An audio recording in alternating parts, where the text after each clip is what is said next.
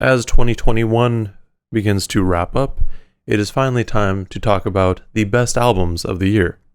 So, welcome to the Bar for Bar podcast, and this week we got my top 10 albums of 2021. So, a couple of disclaimers before I get into my list. Similar to the last video, my honorable mentions video, these lists are entirely subjective. They are my opinion.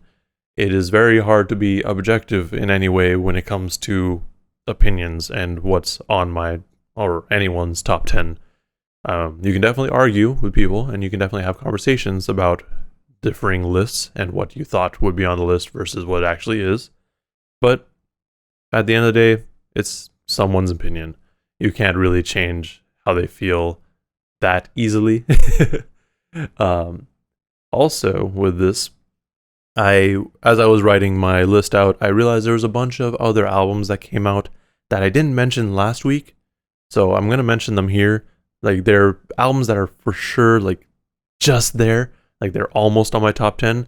Because I literally just wrote out a bunch of albums that I liked and really, like, went back to not every so often, pretty frequently. And there's also some albums that came out more recently that I really also want to bring up. So those are going to be my honorable mentions. Like, just albums that I either needed more time with or just I didn't listen to as much as I wanted to. So we'll start off with those. So we have Ural Droog with Time, Injury Reserve, By the Time I Get to Phoenix, Maxo Cream, Weight of the World, Ka, A Martyr's Reward, Ransom and Rome Streets, Coup de Grace, Cause, Fortunate, Russ, Chomp 2, and Nas, Magic. So, with these albums, I'll just kind of go briefly through everyone. Ural Droog, Time.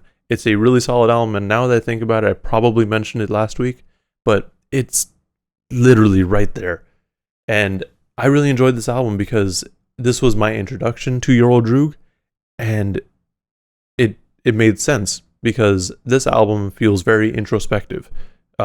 Or maybe not introspective, but very open. Like, he's telling us a lot about himself, which, as a new listener, is nice to hear.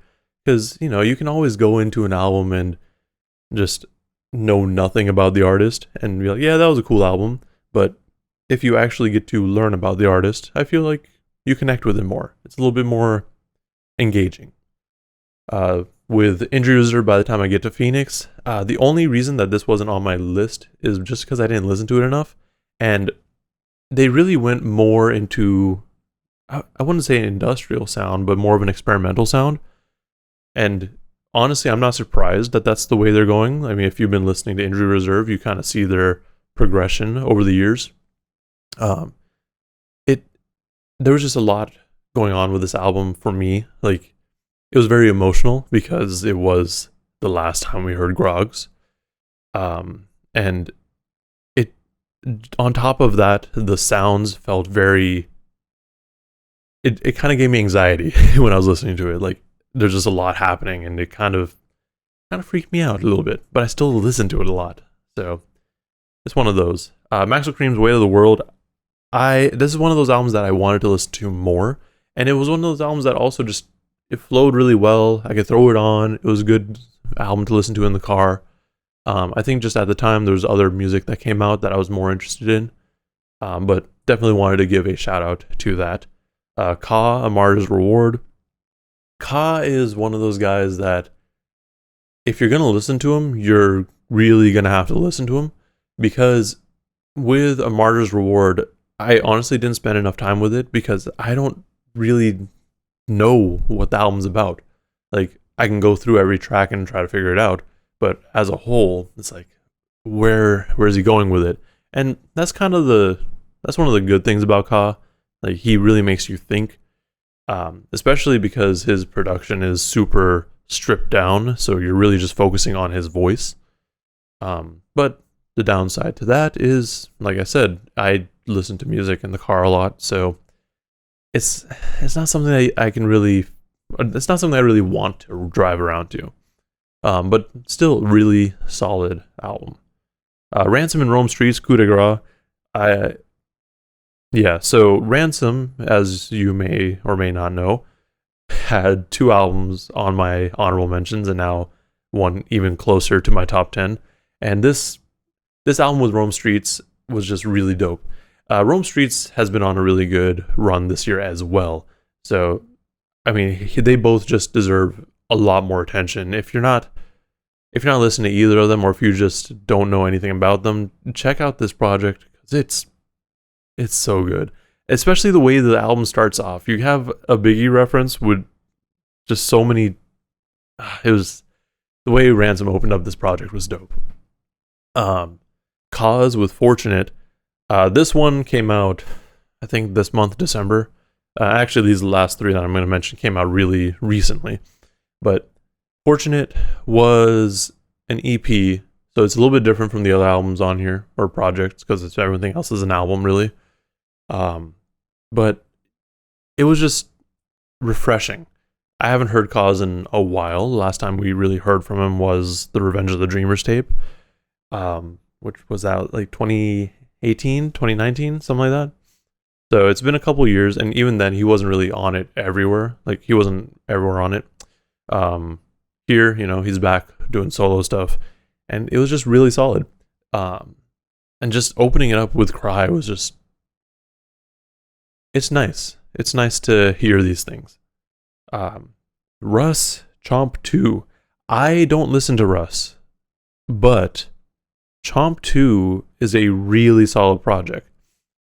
Basically what he did is he tapped in with a bunch of rappers from his childhood, it seemed like. And also his contemporaries. But it's just a straight up rap album.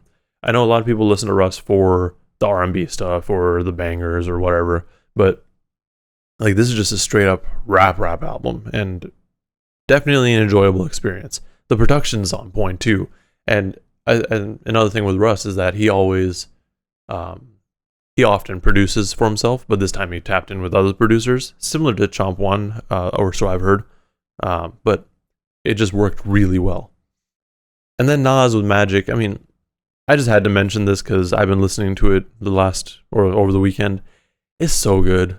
I think I enjoyed it a little bit more than King's Disease 2, but I think that's because it's a little bit shorter and more just like, here you go. Anyways, with all that out of the way, we got my top 10. My top 10 is honestly everything from the bottom 5, so 6 to 10, can be kind of switched up. There's really, I feel like any sort of day it can change, but the ones in my top 5 are for sure my top 5, but same with those. They can be kind of switched around. Like, one day 5 might be 1. So we'll start from the bottom. Number 10, Isaiah Rashad, The House is Burning. Number 9, J. Cole, The Off Season. Number 8, Mach-Hommy, Pray for Haiti. Number 7, JPEG Mafia, LP. Number 6, T. Carrier, Terrence. Number 5, Lil Sims, Sometimes I Might Be Introvert. Number 4, Kevin Allen, Nothing Lasts Forever. Number 3, Ian Kelly, Kells is Dead. Number 2, Vince Staples, Vince Staples. And number 1, Tyler the Creator, Call Me If You Get Lost. Now, that's a lot of albums and a lot of different sounds. So, starting from Isaiah Rashad, The House is Burning. This album, even though I had very high hopes for it, and it didn't quite reach those expectations, it was still very enjoyable. And, Headshots is literally one of my favorite songs of the year. I probably should go through and figure out what my song of the year is, but it's one of them for sure. It's such a good album. It flows well. I know a lot of people were kind of disappointed.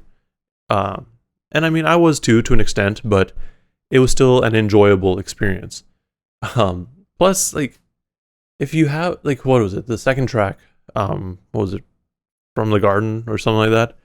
You have him just yelling, came out bussing. He's like, yeah, I'm back. Here I am. But also, Isaiah Rashad is just a whole vibe. So it's just easy to throw on, and have it on in the background, but you can still listen to it and kind of get something out of it.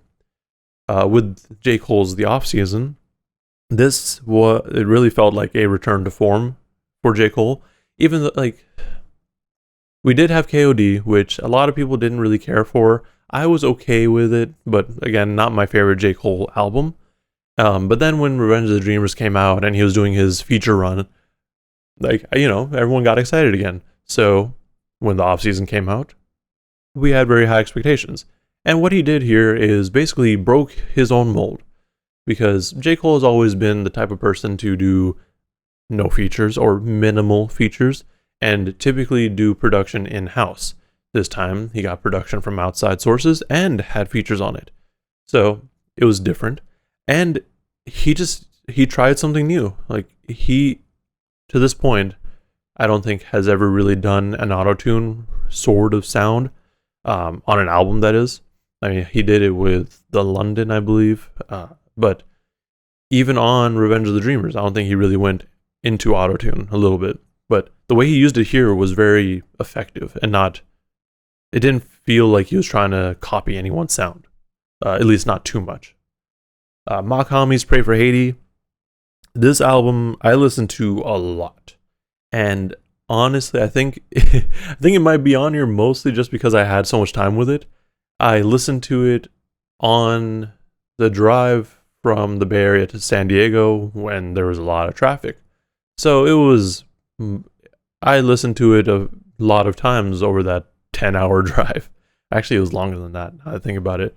But it was a very solid experience. Plus, it was curated by Westside Gunn. And if you know their history, they had some beef. They squashed it now. And oftentimes with Westside Gunn, when I heard that he was going to curate this, I was a little concerned, but it turned out well. Like, the concern is always like, ooh, maybe he's going to have his hands too much in it, but nah, it worked. Then we have JPEG Mafia, LP, Peggy. So there were 2 versions of this album, and I love that for him.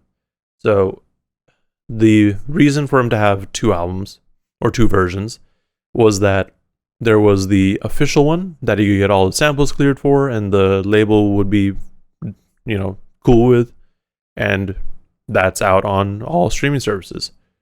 Then he has the offline version, which is the one that you can get on Bandcamp, or probably also on YouTube, but if you want to purchase it, you can buy it on Bandcamp. And that one has other songs that he couldn't clear the samples, but I feel like it's also can be thought of as the complete version, like the actual version that Peggy wanted to put out. There's very few differences between the two, other than a couple more tracks that are on the offline version. The online one has a couple singles that he did as well, so there are differences here and there, but it was just an enjoyable experience. And it feels like Peggy is getting into just a completely different sound as he's been progressing through the years, because personally I started listening to him with Veteran, and then All My Heroes Are Cornballs, and then his EP is an LP. So with Veteran, it was a lot more abrasive and more industrial sounding, I guess you could say.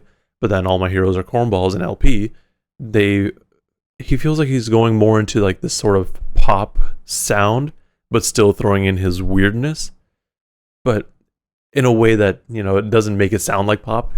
It's hard to explain, but personally I feel like he's become a little bit more accessible, which is a good thing. But it's different. I like the way I like the direction he's going. Sorry. Now we have T. Carrier with Terrence. Man, this one caught me by surprise. So T. Carrier is from the Bay, and I just realized I have 3 albums by Bay Area artists on this list. But he's from the Bay, and Terrence was my introduction to him. And yeah, it's a really solid album. So I've said it before, and I'll say it again. The Bay Area has a lot of different sounds. I feel like a lot of people assume we're just doing like the hype shit, or we're all hyphy, but no, we have other sounds to us. I mean, look at Guapdad, look at Kehlani, like they're different artists. Look at her. Like, we have people who aren't just like making what you would expect. And that goes for sure with T. Carrier, Kells, and Kevin Allen. Like, they're different than what the norm is, you could say. They're rapping. That makes it sound really negative. I still like the rest of Bay Area music, but you know what I mean. But Terrence, this album was dope. It starts off with T's mom talking about the day he was born, and then it wraps up with her basically just talking about him and being proud of him. And it's like, since this is the first album I really listened to by him, like it's just nice. It feels nice. I don't know how else to better explain it. But you get bars, you get smooth raps. It's an enjoyable experience throughout. Now we're in our top 5, where things again might shift around, but these are for sure here. So we have Lil Sim. Sometimes I might be introvert. I love Lil Sims. This album though, I think when I went into it, I was kind of expecting something along the lines of Gray Area. However, it still really grabbed me, and there's a lot to really pick up out of this album. Between just her finding herself, her understanding that she is sometimes an introvert, like that's just how she is. Like I get it.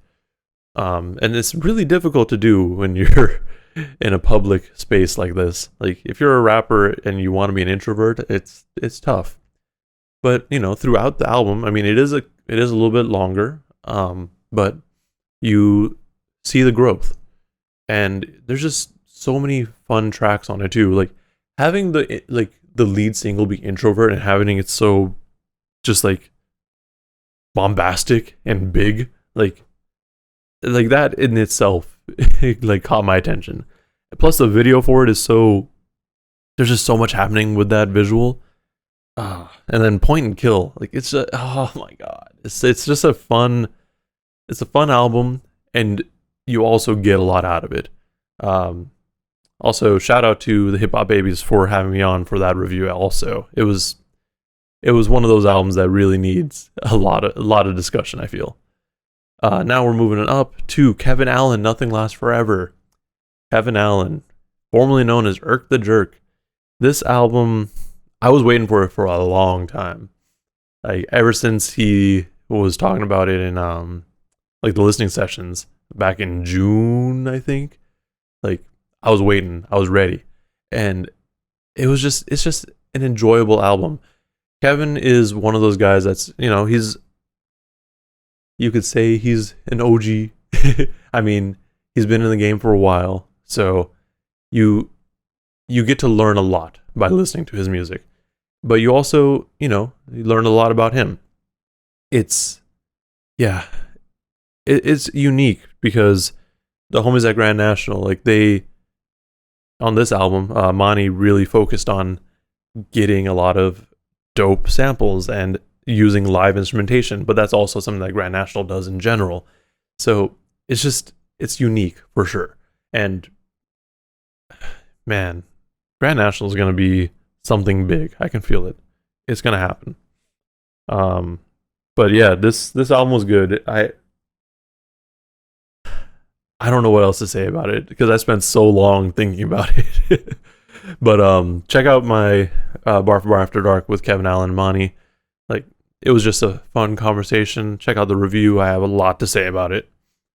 Now we have a number 3, Ian Kelly, Kells is Dead. This album dropped earlier in the year, and it's been one of those albums that I returned to a lot. Like, a lot. And it's just the production, the rapping, the I guess you can call them interludes from Champ Green. Like, they're all just so good and they flow well together. And it honestly just makes me wonder where he's going to go next. Because if you're unaware, Kells was the name that I used to go by.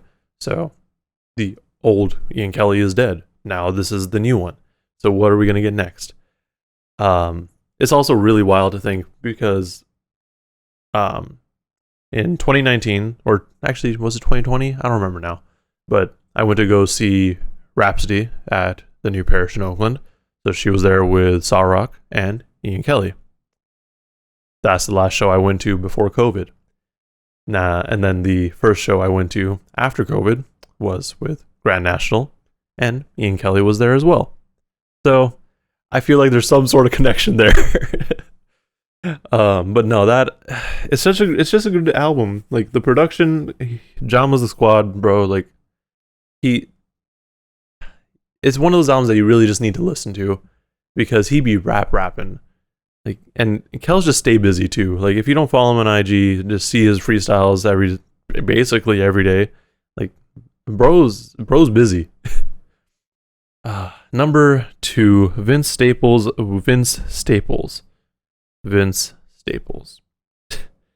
So this is a self-titled album. I'm considering it an album, although some people may consider it an EP. And it's different from what a lot of people expected from Vince Staples. A lot of people expect that sort of gangsta sound from Vince Staples, which is fine, and it's fun, and they also kind of expect that experimental sound with his last album, Big Fish, or no, his last album was FM, but personally, I really like this one better. With this album, it really sounds like he's like you start in the morning, you meet up with him, he takes you around the hood, and then he takes you home before it gets dark. And like he's all the while he's explaining what's going on. Like it just feels very genuine. And honestly, it's something that I've listened to a lot, and having it be a shorter project really helped with that. I think it's like 20 something minutes long, maybe 30 minutes. So it's a very easy album to just kind of throw on and just keep listening to back to back. But it feels personal, and it is personal, I feel. But yeah, I feel like a lot of people really didn't enjoy it at first. But I think everyone's kind of coming around to it.